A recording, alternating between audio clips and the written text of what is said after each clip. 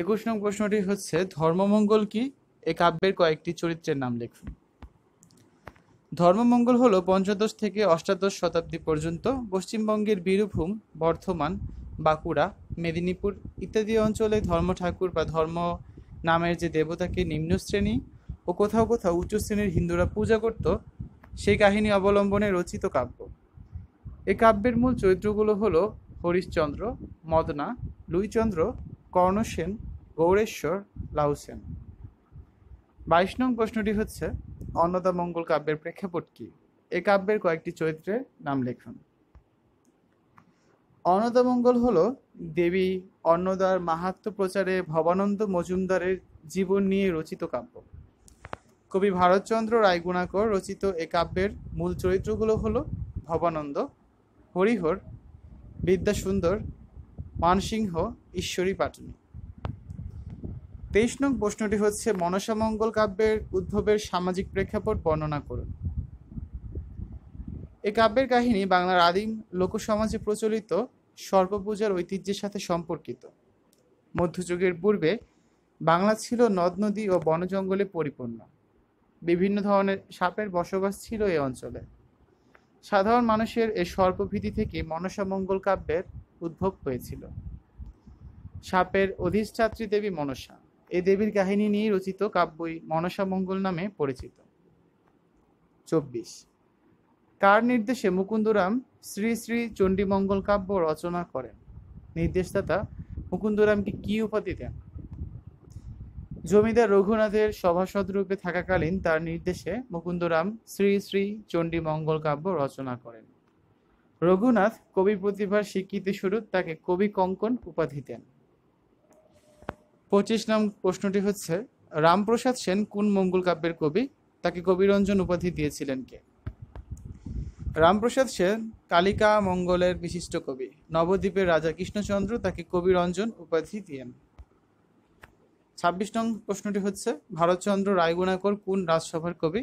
সাহিত্যে তার কি ধরনের অবদান রয়েছে?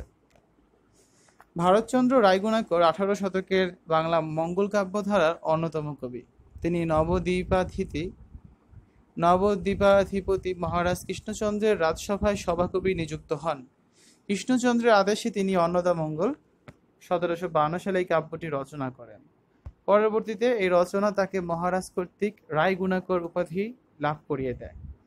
তার অন্যান্য গুরুত্বপূর্ণ রচনার মধ্যে রয়েছে বিদ্যাসুন্দর, রসমঞ্জরি, সভ্যপীরের কথা, নাগাষ্টক ইত্যাদি। তিনি মধ্যযুগের শেষ কবি। অনুবাদ, সাহিত্য ও মহাকাব্য। বিশ্বের অপরাপর সাহিত্যের মতো বিভিন্ন ভাষার সাহিত্য অনুবাদ হয়েছে বাংলা সাহিত্যে। বাংলা সাহিত্যের একটি বিশিষ্ট অঙ্গন জুড়ে অনুবাদ সাহিত্যের চর্চা হয়েছিল এবং এর মাধ্যমে বাংলা সাহিত্যের শ্রীবৃদ্ধি ঘটেছে। বাংলা সাহিত্যের মধ্যযুগে কবিরা অনুবাদে হাত দিয়েছিলেন। এক্ষেত্রে প্রধানত অনুবাদ হয়েছে 1. সংস্কৃত থেকে, যেমন মহাভারত, রামায়ণ, ভাগবত; 2. হিন্দি সাহিত্য থেকে এবং 3. আরবি ফার্সি সাহিত্য থেকে।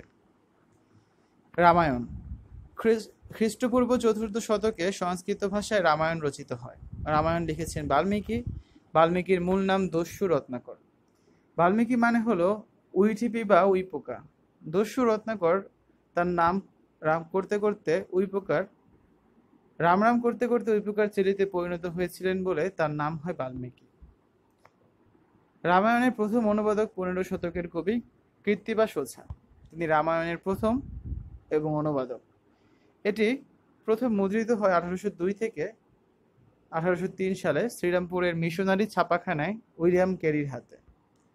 17 শতকের কবি চন্দ্রাবতী রামায়ণ অনুবাদ করেন।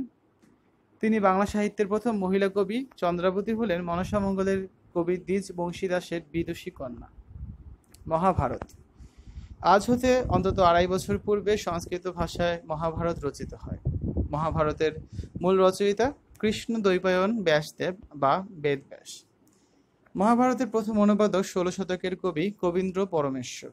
তার পৃষ্ঠপোষক ছিলেন পরাগল খান। এরপর মহাভারতের আংশিক বা অশ্বমেধ পর্ব বাংলায় অনুবাদ করেন শ্রীকর নন্দী। শ্রীকর নন্দীর পৃষ্ঠপোষক ছিলেন পরাগল খানের পুত্র ছুটি খান। 17 শতকের কবি কাশিরাম দাস হলেন মহাভারতের বিখ্যাত ও জনপ্রিয় অনুবাদক। অবশ্য তিনি মহাভারত অনুবাদ সম্পন্ন করেননি। তার মৃত্যুর পর তার ভাইয়ের ছেলে এবং আরও কয়েকজন মিলে মহাভারত অনুবাদ সম্পন্ন করেন। কাশিরাম দাসের মহাভারতের দুটি বিখ্যাত পংক্তি: মহাভারতের কথা অমৃত সমান, কাশিরাম দাস ভনে শোনে পুণ্যবান। ভাগবত হিন্দু ধর্মের এই পবিত্র ধর্মগ্রন্থটি বাংলায় অনুবাদ করেন মালাধর বসু। এজন্য তিনি গুণরাজ খান উপাধি লাভ করেন। তার ভাগবতের নাম শ্রীকৃষ্ণ বিজয়। পৃথিবীর 4টি জাত বা মহাকাব্য বা অথেন্টিক এপিক। মহাকাব্য রচয়িতা: রামায়ণ বাল্মীকি, মহাভারত কৃষ্ণ দ্বৈপায়ন ব্যাসদেব, ইলিয়াড হোমার, ওডিসি হোমার। কয়েকটি বিখ্যাত সাহিত্যিক ও মহাকাব্য। মহাকাব্য ও রচয়িতা: 1 ইনিট মহাকাব্য হচ্ছে ভার্জিল। 2 শাহনামা লিখেছেন ফেরদৌসি।